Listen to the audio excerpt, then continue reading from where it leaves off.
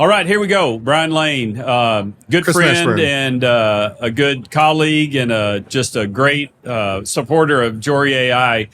Would you tell us a little bit about yourself and what you do and a little bit about WellLink, which we're partnered with very closely? Sure, So can you just give us a little background on you? Well, first off, I appreciate the opportunity to be here this morning with you at your booth at Health. Yeah. And it is a unbelievable morning. I mean, there's so many people coming into the area here. You're front and center.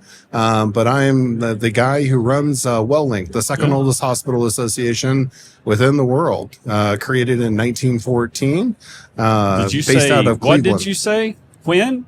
Oh, 1914. Nice. Yeah, Nice. yeah. Been around a while. Been around a lot. We are the organization that helped actually create the overall accounting codes and accounting standards, which is pretty wild, along with implementing one of the first payer systems within the whole United States. So historically, Wow. a lot That's of these big. different organizations have touch points directly with us. That's Yeah. huge. That's It big. is. It is. We also run and operate probably the 10th largest GPO that's out there. Yeah. I know you've got Kevin Barnes floating around here someplace with Premier, it's a great position That's to be great. in. That's great.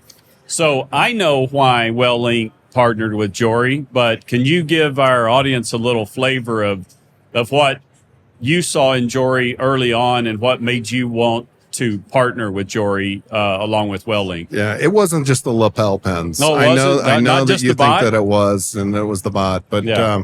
no, we actually saw immediate value and a point of differentiation that no other RCM company actually provides. And what everyone always often asks me is, well, why did you actually put them onto the GPO? Why did you guys actually invest within them? Why have you created this strategic relationship and pushing them out and directly into your membership? Well, because they can actually provide the ability of bringing down denials less than 3%. And they can do it at a cheaper rate than anybody else out there within the market. They come in at 2.9%. Note that, folks, 2.9. Your national average out there is about 5 plus. Most RCM organizations go upwards to like 20. So that spread, that variance is already double of what Jorie is actually providing at their entree. On top of it, Jorie's team is based on Python, which is much different than the UiPath solutions that are currently out there. True. Right? One-to-one relationships. Everybody's, I got a claim, I'm submitting the claim. Well, guess what? You are also getting denied. And the reason for that is because they have the bots on the other end who are automatically denying your claims. Yeah. Premier published some data this year that 70% of their members have over 80+% of all of their claims completely denied. So if Jorie has the capability of bringing that denials down from the 80% to 3%, why wouldn't you use it? Yeah. Why not? That's a no-brainer. So for us, it is sustaining the hospitals and healthcare organizations, non-acute and acute. They're getting clobbered from regulation. They're getting clobbered in reimbursement. And this is literally the point of differentiation for them, Chris, truthfully. Yeah. So bless you for actually creating the solution. And by it being Python-based with an amazing team of over 1,400 people worldwide, the client satisfaction's off the roof on this. That's the reason why we're tied to you. Well, I appreciate that. And I appreciate the partnership that we have with WellLink, the investment that you have and being in our team, both professionally, personally, and then financially. So we appreciate that.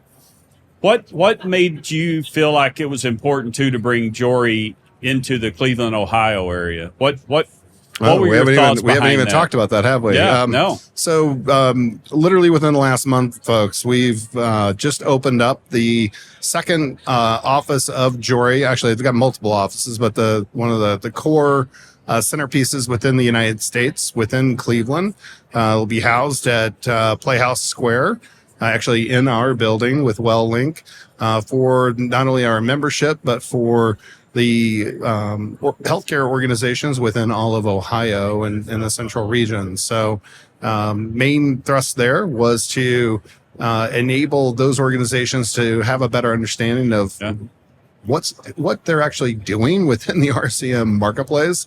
I won't name names, but some healthcare systems out there have multitudes of RCM companies. At some point, they become like ticks and fleas and leeches. And so if an organization has more than 10, more than 15, more than 20, more than 25 RCM companies, that's problematic, Chris. That's problematic. That is problematic. And so I'm not a smart guy, but I know that. So in the calls that I've done with you and your team, I've heard literally a multitude of organizations with over 15 plus. And I find that perturbing. I find it odd. And then I have to ask myself one core question, which is, who's running the relationships with all these RCM companies? And in our discovery, we actually find out that CIO has some, the revenue cycle department has some, the COO has some, the different departments have some, the ancillary facilities that are attached to the core system have some, and then the CEO has one or two as well, and so that multitude, that swath of different players actually brings down the amount of revenue within the organization, right? So they're not able to then pay their employees or pay for their supplies. The RCM companies are making all that money. You know what? We've been in healthcare systems, and you and I talked about this, but we've been in them where they didn't even know how many revenue cycle vendors they had, right? Until we got in and started really doing the collaboration. They had no clue. So that's an interesting thing that probably the general public in healthcare doesn't realize. I think that this is one of the biggest problematic things that besides the amount, we just got done talking about percentages, right? Regarding AR, 2.9 is a completely new trendsetter. There isn't another group out there that's lower than that. The ability for you guys to connect and be up and operational in less than 8 weeks, there isn't anybody else out there that's doing that either. The group that can do the assessment on the front end, which is your group, to find out about those different RCM companies or the overall leakage, that's a home run. Absolute home run.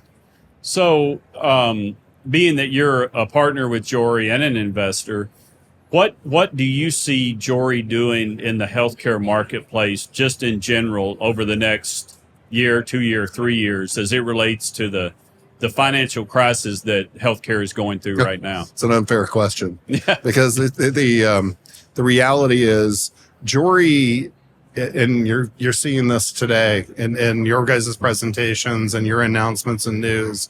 You guys are actually becoming a catalyst, a hub for other tech, as well as other points of service, as well as the departments from a value proposition perspective. So you have the capability of importing additional data, as well as affecting everything from compliance to patient care to supply chain.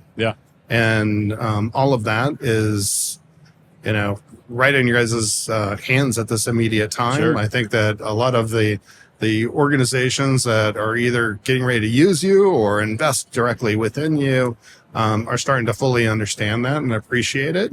A lot of these organizations within the halls here, they have traditional RCM services and consulting efforts, and they've built their practice off of arbitrage, which is fantastic. But the next transformation is with Jorie.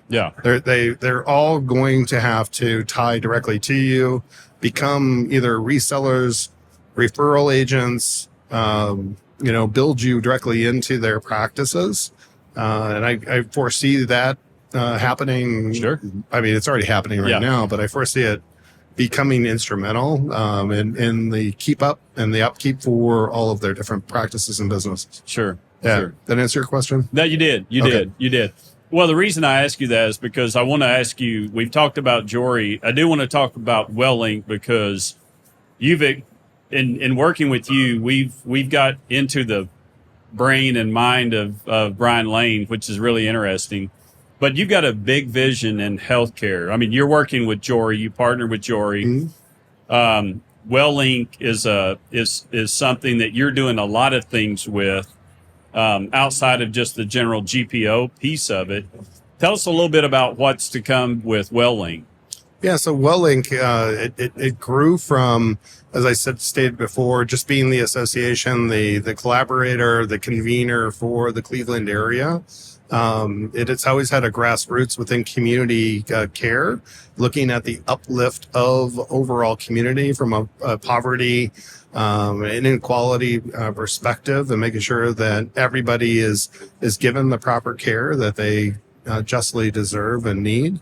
We're now in the process of rolling this out more on a national type of level. Lots of consolidation that's happening within the overall market, and we're being very responsive to that. In the last couple of weeks, you've started seeing us acquire other GPOs. We have about 13 plus M&A opportunities within the pipe.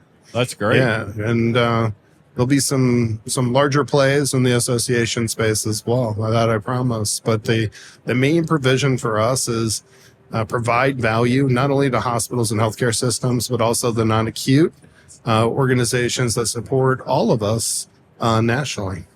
Nice. So big plans, big things to come for WellLink. Big things to come, yeah. And you guys are instrumental to that, because we see you guys being core in actually enabling those organizations to operate, to sustain, to stabilize, to be able to provide their service, which is core to their mission. Sure. And so, don't look at this as just hey, there's Jorie and there's WellLink. I see us as being intertwined. We do too. Good. And that's what I was gonna close with. We appreciate your friendship first and foremost. We appreciate your partnership. Yeah, we love you too. It's beyond friendship. It's more like family for sure. So I feel the same way. Yeah, I know. I remember. Even though I have a mic in front of me. Yeah. I remember a year or so ago we met over down the hall and we talked about really cementing our relationship. That's right. And it was in front of the love sign. Just everybody knows. Right by the love sign. If you haven't gone outside and walked the halls and find the love sign, you should. That's right. That's right. But no, we really do appreciate your friendship, your partnership, you being a part of our family and our company. And I appreciate that. We're excited about the things to come for Jorie and WellLink. Yeah, same. It's going to be unbelievable future here. Seriously. And it's going to be an unbelievable ride. Awesome. Yeah. Thank you, Brian. Thank you. Appreciate you. You got it.